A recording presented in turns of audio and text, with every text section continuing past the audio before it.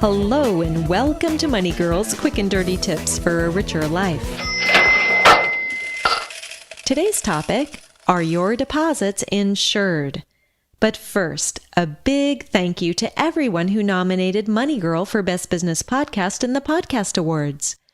Voting is open now through August 11th, and you can vote once per day. I'd really appreciate your vote.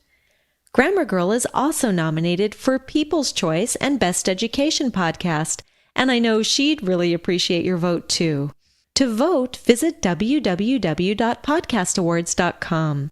And now on to our topic.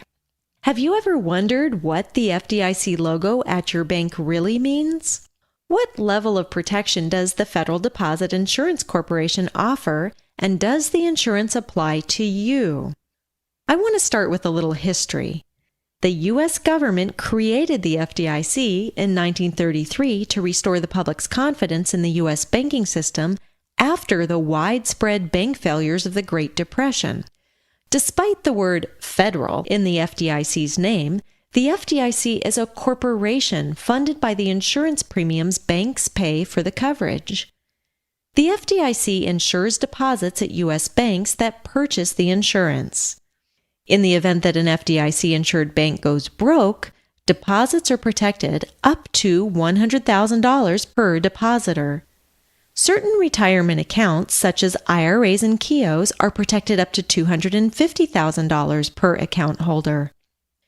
For most everyone, the $100,000 limit on deposit accounts is more than sufficient.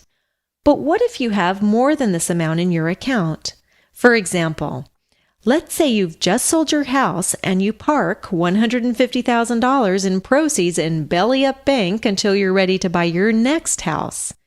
Well, Belly Up Bank fails. If the bank is FDIC insured, the FDIC would pay you $100,000. But what about your remaining $50,000? That portion, unfortunately, is uninsured. Whether you're able to recover any of it depends on whether enough money is available after the assets of Belly Up Bank are sold. Federal law requires the FDIC to make payments to depositors as quickly as possible after a bank fails.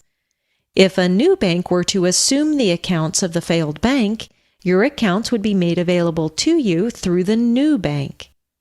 It is possible to have more than $100,000 covered at an FDIC-insured bank if you have multiple accounts and the ownership type of the accounts is different. For example, if you have a $100,000 certificate of deposit in your own name and a $20,000 checking account in the name of your corporation or trust at the same bank, your accounts would be insured for a total amount of $120,000. Not all types of accounts are covered by FDIC insurance. The insurance covers checking and savings accounts, money market deposit accounts, certificates of deposit, and outstanding cashier's checks. It does not insure money in stocks, bonds, mutual funds, annuities, or life insurance policies, or the contents of safe deposit boxes. Generally speaking, insurance is designed as a safeguard against rare occurrences. How well the FDIC protects deposits comes down to the amount that the FDIC holds in reserve. In June 2007, the FDIC's reserve ratio was 1.2%.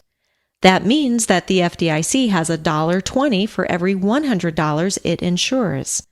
While FDIC insurance would protect your deposits in the event that your bank goes under as an isolated case, it's not designed to handle an extensive banking system collapse.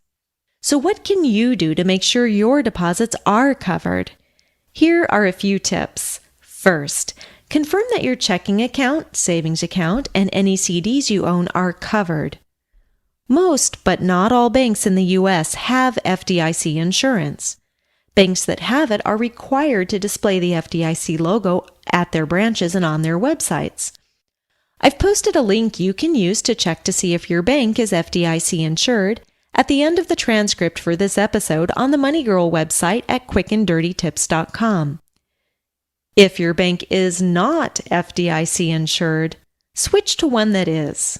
Second, Don't exceed the FDIC insurance limits at any one bank. Insurance issues aside, remember that it's generally not a good idea to keep a large amount of money at a bank, since the rate of return on bank deposits usually does not outpace inflation. Third, diversify among financial institutions if need be. If, for some reason, you do need to keep more than $100,000 deposited in a bank, keep it at multiple FDIC-insured banks in accounts with $100,000 or less. For example, if you have $50,000 deposited with Bank of America and $100,000 deposited with Indirect, your deposits would be completely insured for a total of $150,000. So here's wishing you deposits that are well protected. As always, everyone's situation is different, so be sure to consult a tax or financial advisor before making important financial decisions. This podcast is for educational purposes only and is not intended to be a substitute for seeking personalized professional advice. Cha-ching! That's all for now, courtesy of Money Girl, your guide to a richer life. If you'd like to request a topic or share a money tip of your own, email it to money@qdnow.com or call it into my voicemail line, 8776-RICHER. Money Girl is part of the Quick and Dirty Tips Network. Check out the other great podcasts like Mr. Manners. This week he's talking about how to politely greet someone. Thanks for listening.